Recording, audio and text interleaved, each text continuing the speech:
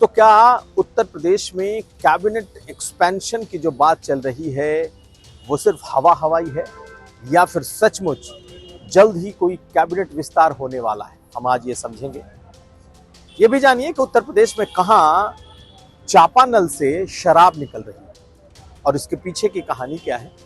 और आखिर में हम दिखाएंगे बीजेपी के दो सांसदों का दंगल। जी हां, दो सांसद जब कुश्ती के लिए आपस में भिड़े तो क्या नजारा था। ये तमाम खबरें आज का यूपी में।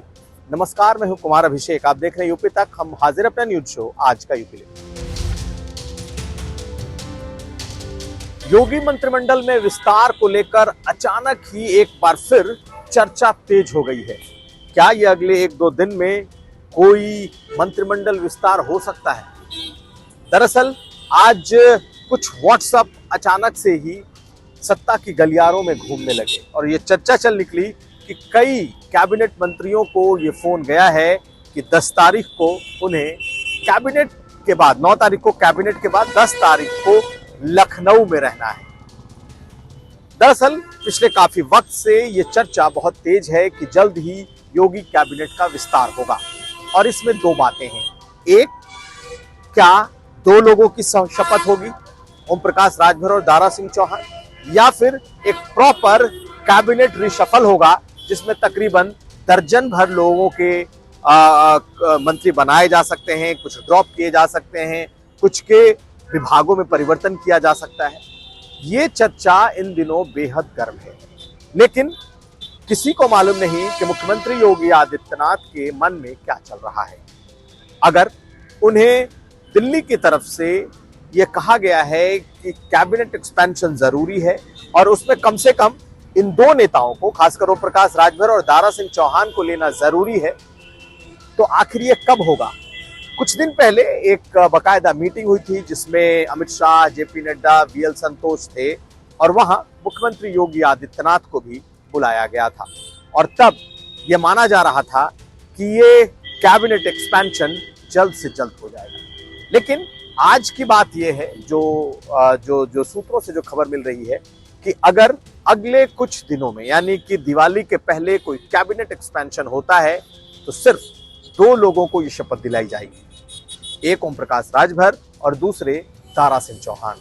लेकिन एक चर्चा ये भी है कि अब ये कैबिनेट एक्सपेंशन 5 राज्यों के चुनावी नतीजों के बाद यानी 3 दिसंबर के बाद 4, 5, 6 किसी भी दिन हो सकता है और तब ये एक प्रॉपर मंत्रिमंडल विस्तार योगी सरकार का होगा। यह फैसला मुख्यमंत्री योगी आदित्यनाथ को लेना है, लेकिन बहुत तेज चर्चा है कि आने वाले कुछ दिनों में एक मंत्रिमंडल विस्तार सिर्फ 2 लोगों के लिए किया जा सकता है, क्योंकि बीजेपी जिस ओबीसी वोटर के जरिए एक बार फिर से 2024 साधना चाहती है, बीजेपी जिस ओबीसी वोटर के वजह से इस वक्त दबाव में है और खास करके पीडीए और राहुल गांधी का जातीय जनगणना कराना और आबादी के हिसाब से हिस्सेदारी देने की जो मांग है, इसके बाद से बीजेपी दबाव में भी है। ऐसे में वो चाहती है कि जल्द से जल्द कम से कम उत्तर प्रदेश से एक संदेश दिया जाए और ये संदेश मंत्रिमंडल विस्तार में ओबीसी को ज्यादा भागीदारी देकर ये एक दिखाने की कोशिश होगी। ऐसे में ये मंत्रिमंडल विस्तार कब होता है इस पर नजरें तो टिकी रहेंगी, लेकिन 2 बातें साफ है। अगर सिर्फ 2 लोगों को मंत्री बनाया जाना है तो ये आने वाले 1, 2, 3 दिनों में कभी भी हो सकता है, लेकिन अगर प्रॉपर कैबिनेट रिशफल है यानी कि 10-12 लोगों को अगर मंत्री बनाया जाना है तो फिर आप मान लें कि ये दिसंबर 3 तारीख के बाद यानी कि 5 राज्यों के चुनावी नतीजों के बाद होगा। क्या आपने कभी चापानल से यानी हैंडपंप से कभी शराब निकलते देखा है? नहीं देखा है तो देखिए कैसे इस हैंडपंप को चलाने से जो ये बर्तन में पानी जैसा दिख रहा है, दरअसल ये पानी नहीं है बल्कि ये कच्ची शराब है। हम आपको बताएं कि ये पूरी कहानी झांसी से कोई 75 किलोमीटर दूर महिवानीपुर में तहसील का ये गांव है, जहां पर आज जो पुलिस विभाग और साथ साथ जो एक्साइज डिपार्टमेंट के लोग हैं, उन्होंने जब शराब के इस तरीके के कारोबार को देखा तो उनके भी होश फाख्ता हो गए कि दूर से दिखने वाला हैंडपंप आखिर शराब बनाने की मशीन या शराब का टैंकर कैसे हो गया। दरअसल जो शराब माफिया हैं, जो कच्ची शराब और देशी शराब का धंधा करते हैं, उन्होंने पुलिस और एक्साइज डिपार्टमेंट से बचने के लिए तरह तरह की तरकीबें बना रखी। और उसमें ये एक तरकीब ये थी कि नीचे, जमीन के नीचे एक बड़ी सी टंकी बना दी जाए और जिस टंकी में देशी शराब या कच्चे शराब का भंडारण हो और उसके ऊपर एक जो हैंडपंप है उसे लगा दिया जाए ताकि किसी को शक ना हो। और यही हुआ। आप देखिए, जब हैंडपंप चलाया जा रहा है तो पूरी की पूरी ये शराब इस बाल्टी में, इस बर्तन में निकल करके आई। पुलिस को गुप्त सूचना के आधार पर यह जानकारी मिली थी कि शराब का धंधा कुछ इस तरीके से इस इलाके में चल रहा है। और जब उन्होंने सचमुच देखा तो ऊपर से हैंडपंप और नीचे पूरी शराब की टंकी थी।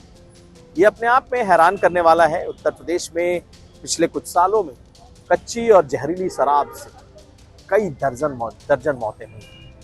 बावजूद इसके ये धंधा रुक नहीं रहा। लेकिन आज तो दाद देनी होगी उस विभाग की या उस उड़न दस्ते की टीम की जिसने इस चापा नल या जिस हैंडपंप को खोज निकाला जिससे शराब निकलती।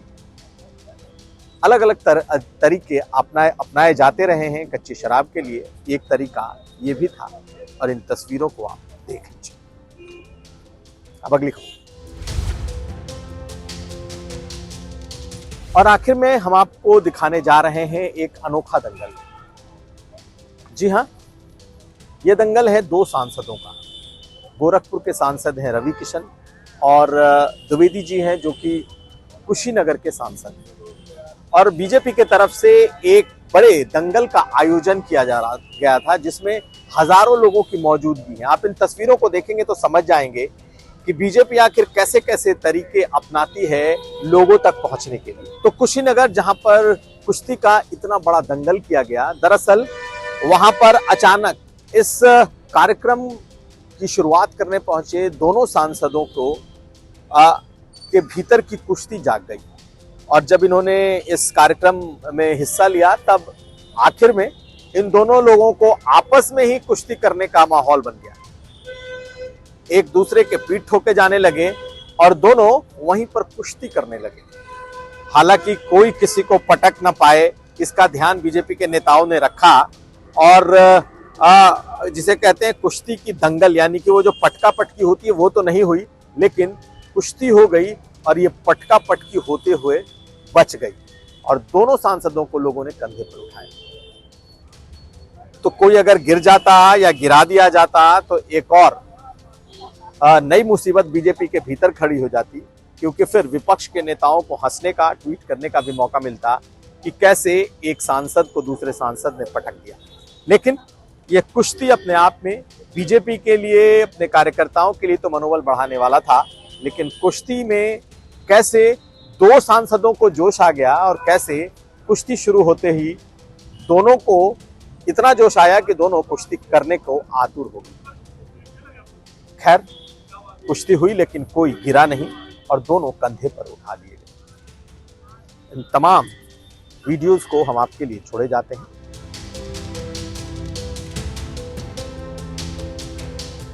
तो ये था आज का यूपी। हम कल फिर हाजिर होंगे, तब तक आप देखते रहिए।